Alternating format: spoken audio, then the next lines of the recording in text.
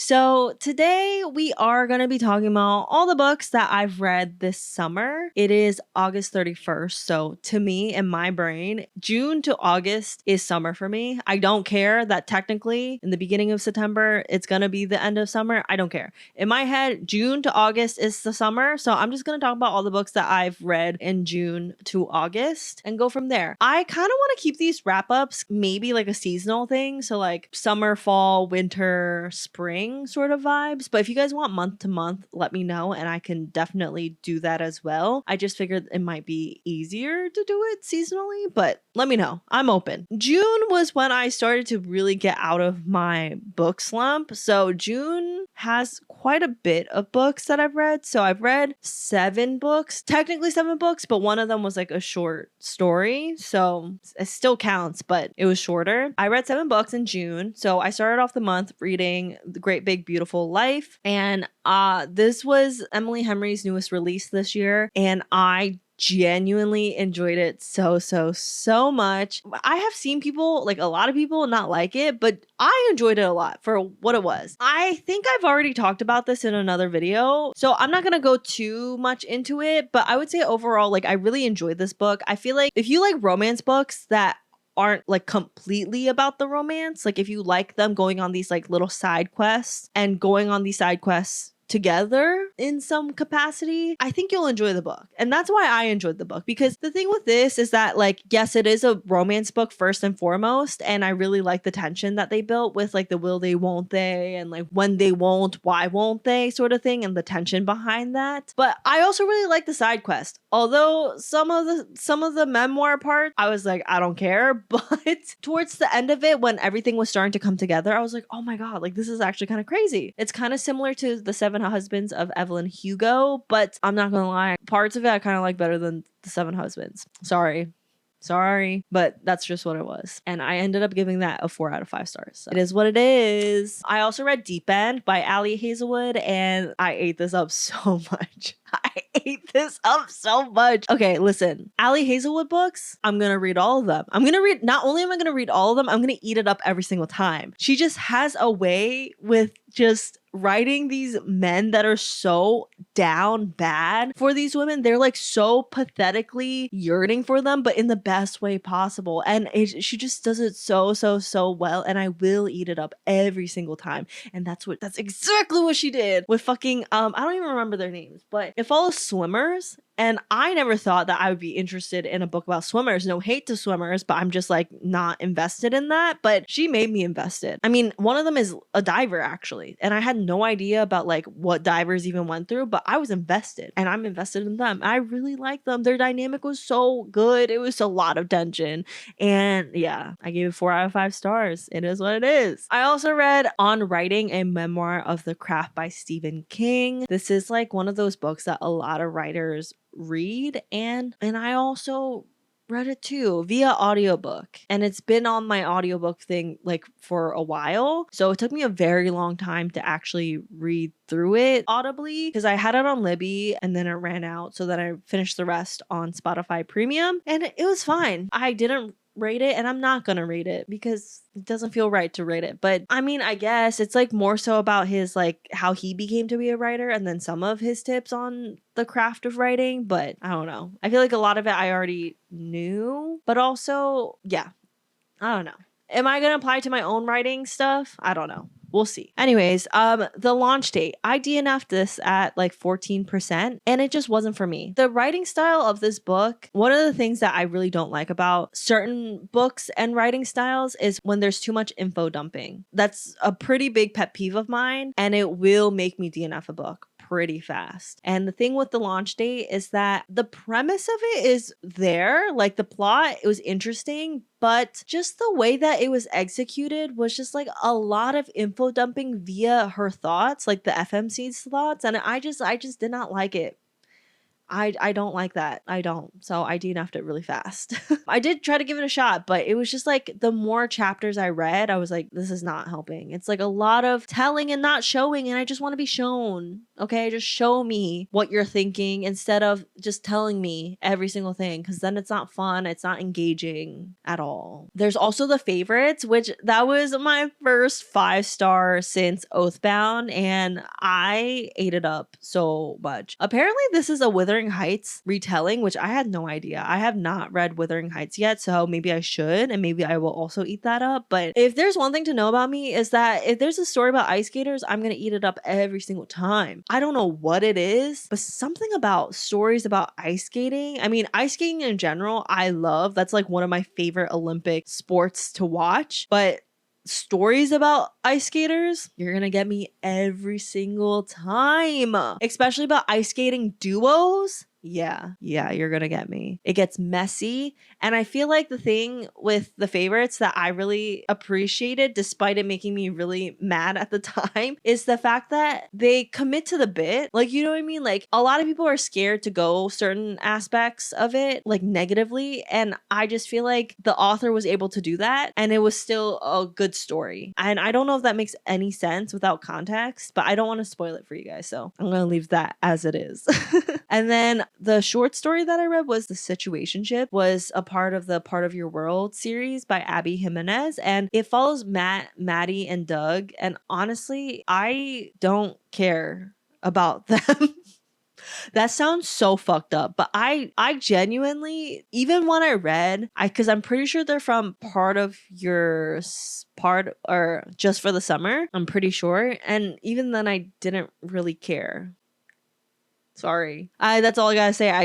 I'm not invested in them. And so it was fine. And none of it retained in my brain. So take that as you will. And then there's January Stories of Love, Magic, and Betrayal, which is by Olivia Blake. It's a collection of short stories. And I gotta say, some of them I really enjoyed. Like, I was obsessed with some of them. But other ones I didn't really care so much about. And I think that might be just a problem of it being a collection of short stories, because you can't like them all. I'm guessing this is my first collection of short stories that I've ever read, so I don't know, maybe this is just like a thing that happens with all collections of short stories, but that was my experience, and it is what it is. But it helped me get over my reading slump, which I'm so thankful for. So there's that. And then there's Pingsu for Two, which I also included in my K-pop Demon Hunter reading recommendations. If you guys have not checked that out, I would highly recommend it. Shameless plug. But anyway, outside of that, Pingsu for Two is like a YA romance book, and it was cute. There was definitely parts of it that was like, bro, what the fuck is actually happening? But it's fine. I think overall it was a fun time, and I really enjoyed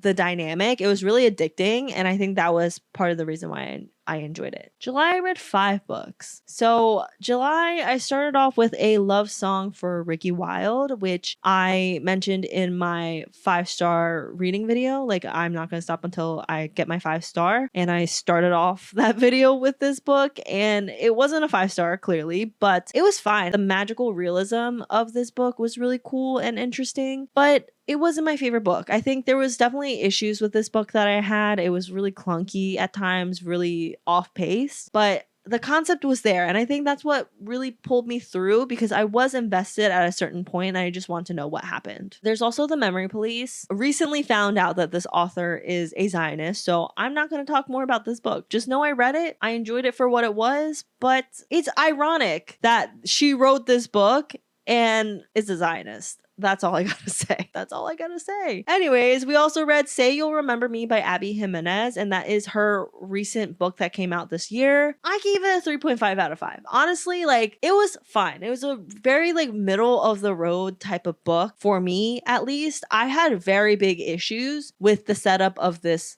novel in terms of like the characters and like what they were doing.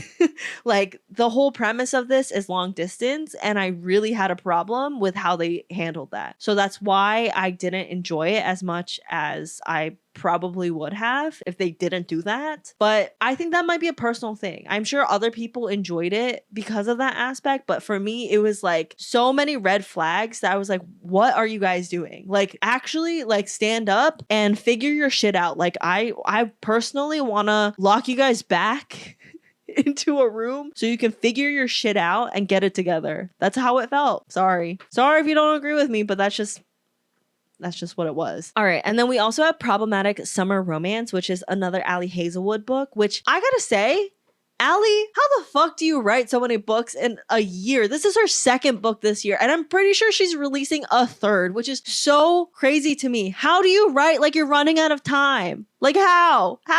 Because I'm pretty sure she has a full-time job as a PhD teacher too. Or like, maybe not PhD, but she is a professor. So how the fuck do you have this much time, girl? Let me know, because I need to figure out how to have that much time to do all the shit that I want to do. Anyways, enough of this side tangent about having enough time.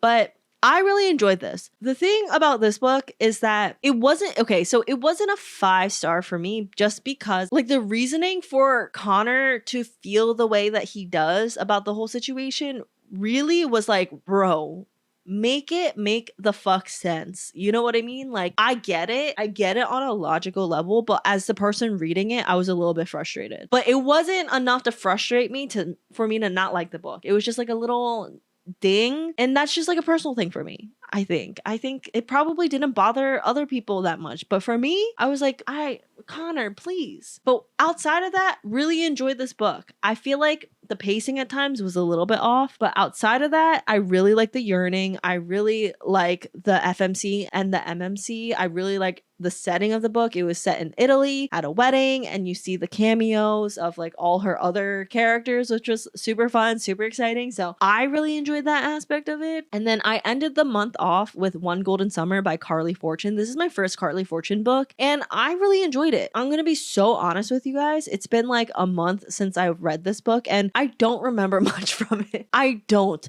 But from what I do remember that the tension that the MMC and the FMC had for each other was at times astronomical in the best way possible. So I think that's why I gave it a 4 out of 5 stars. But I don't remember a lot of it. Sorry. August was a big month of reads. To be fair, a lot of them were graphic novels and comics, but that doesn't make it any less meaningful for me, if that makes sense. Graphic novels are not any less than a novel, okay? For anybody out there that says it is. It's not, okay? Anyways, I started off the month with the Happy Ever After playlist by Abby Jimenez, and I gave it a 3.5 out of 5. The second half of this book really pissed me off. I'm not gonna lie, it really pissed me off, and I cannot give it any higher than that for that reason. It was so unnecessary. So unnecessary. Like, this book, the second half, I feel like is what misunderstanding and the miscommunication trope looks like when you abuse it. That's what it looks like to me, and I don't appreciate it. I don't, because the first half was great, and I feel like if they continued on with the tone of the first half to the second half and made it work without all the fucking shenanigans, I think I would have given it a 4 or 5 stars. But Miss Abby did not do that, so it is what it is, I guess. I also read Teen Titans, Robin, and Starfire, and I gave Robin 3.5 out of 5 and Starfire a 4 out of 5. I really like Gabriel Piccolo's art style so much. Like, I've been following him on Instagram for years now at this point, and I really just like fell in love with his art style because of the modern look of Teen Titans from like the show and whatever. So I enjoy that aspect of it. Some of the storytelling aspect of it, I was like, I don't know if that was necessary, especially in Robin, because some of it didn't really flow well and some of the characterizations didn't feel right. But that's coming from someone who really enjoyed Teen Titans, the animated show, not Teen Titans Go, the one before that. So maybe I'm a little bit biased, but Teen Titans Starfire was a great time. I think it was fun. I think it was fun. It was a little bit more well-rounded than Robin, so take that as you will. There's also Fury Song, which is the third and final book in the Aurelian Cycle series. You will hear me talk about it in the 5-star reading video if you guys haven't watched it already, but I really enjoyed this book and the series as well. Highly recommend it for anybody out there that hasn't read it already. If you like House of the Dragons, especially, I think you will really, really like this series. It's a YA series, YA fantasy series, following like this. It's not a dragon school per se, but like they are dragon riders at this school. And like there's like a bunch of things that happen. I'm pretty sure like this author was channeling like Homer, Odyssey, Greek classic texts and that kind of stuff. So if you like that vibe and you like dragons, I think you're gonna like this series. It was really good. Like, especially in the second and third book, it gets pretty fucking dark, and I like that. Like, for a YA series especially, like, it got really dark really fast, but in the best way possible. And so if you like that, I'm telling you, if you like House of the Dragon, I think you will like the series. Just putting that out there. Anyways, I also read I Am Not Jessica Chen, which is a YA book that Anne Liang wrote, and it was fine. It kind of gives me like Freaky Friday meets Soul meets like, I forget the movie title, but it's like the movie where the person switches like the person every single day that they are, and they have like a face for like every single day that's different. I don't know if you guys know what I'm talking about. I'll try to find the movie that I'm talking about, but it kind of gives me all those vibes. And yeah, I mean, I wish there was a little bit more romance to it that was outside of the circumstance. I do, but overall, I think it was fun. I think Anne Liang does a really good job at making very addictive books. So it goes through really fast. Like, you'll be able to go through it really fast, and you'll be able to go through it fast without thinking about it. And like, you'll want to go through it fast, if that makes sense. I said fast like so many different times. Jesus Christ. In like a span of a minute. Anyways, Supergirl Woman of Tomorrow, which is like a series of comic issues that were like put together on Hoopla. And honestly, like this was not for me. Very honestly, it was not for me. I just didn't really like how it was told in this other person's perspective. And I feel like it was less emotionally impactful because of that. Maybe it's just me, but I don't know. I just felt like emotionally distant reading these issues. There's also Zatanna, Bring the House Down. I really like Zatanna as a character. I don't know enough about her, so that's why I picked this issue up, or volume up, which is like a series of issues bound together on Hoopla. So I picked it up. I like the art style, but I think it was kind of like a little all over the place. It like didn't really explain much, but it did. Like, it explained parts about Zatanna and her history, but like not enough for people like me that know nothing about Zatanna to like really understand to the fullest capacity. You know what I mean? So I think that's why I was like whatever about it, but I ended up giving it a 3 out of 5 stars. It was fine. It is what it is. But the art, beautiful. I love the art in this. Second to last is Lore Olympus Volume 7. I ended up giving it a 4 out of 5. We're Volume 7 into Lore Olympus. Crazy, but I genuinely love this series so much. The artwork is very beautiful, and I really like the storytelling. It's like a good balance between modern but also taking it back to like the ancient Greek times, where like all of this is kind of set with Persephone and Hades. And also, I'm a sucker for Persephone's and Hades and their whole story, so of course I'm gonna eat this up. So it is what it is. And then last but not least is A Winter's Promise, which is the first book in the Mirror Visitor series. And I ended up giving it a 3 out of 5 stars. It wasn't my favorite book of all time, but I appreciate the crumbs that were set up for the future books. So I think I will continue on with the series, especially since I'm curious about some of the dynamics of the characters, especially like the romantic tensions of it and that kind of aspect of it all. But yeah. The first book, it was a little bit rough. The pacing was a little bit rough. We didn't really get much information, but we did at the same time. But it was cozy. There was promise to it. Like, no pun intended. There was I saw potential for it, you know? So I will continue on with it. But yeah, that is it. And I don't think I'm going to finish this in time, so that's why I'm not going to include it. But what I'm currently reading is Rose. Oh my God. Jesus Christ. What I'm currently reading is Rose in Chains by Julie Soto. I picked it up last night, and I don't think I'm going to finish it today by the time that the day is over and September begins. So that is what's on my horizons. And yeah, TBR is to be determined at this point. I've been like very much a mood reader lately, so it's been like very go with the flow. But I do know for sure I'm gonna be reading Rose in Chains as well as Catabasis. Catabasis came out like this past week, and I've been itching and gnawing to read it because I love R.F. Kuang, and I've heard a lot of mixed opinions, to be honest. A lot of mixed opinions, but it seems like I might enjoy it. Like a lot of people said that if I like Babel, if I like R.F. Kuang in general and her writing style, then I'm gonna like it. So I think I will like it. Fingers crossed. Wish me luck. But anyways, those are all the books that I've read this summer. The summer was a very chaotic one in terms of reading. Like there is literally no rhyme or reason to any of these picks because my mood is so fickle, and I hope this really encapsulates how fickle my reading moods have been. Technically over my reading slump, but I'm still like not in like the full swing of reading for whatever reason. So I'm really hoping to get over that now that fall is coming around and it's kind of like getting to become peak fantasy season, which is where I mostly thrive. From what I've seen, I really like fantasy as a genre, so I really hope that it picks back up once it gets colder outside, the fall leaves come in, I can drink some fall themed drinks that are not pumpkin because I don't like pumpkin drinks. I don't. But yeah, anyways, that is it, guys. Let me know what some of the books that you've read this summer are. What are some of your favorites, least favorites? What are some books that you DNF'd? Would love to hear it. If you have any recommendations, would also love to hear that as well. Also, if you guys have any video ideas that you want to see from me, let me know. Would love to hear your opinions on that, especially as I film more content for this channel. I'm really trying to make this more of a priority to become a little bit more consistent now that I am back from a lot of back-to-back traveling and I have more time to dedicate to this. So would love to hear it. And that is it. I will see you guys next time. Bye.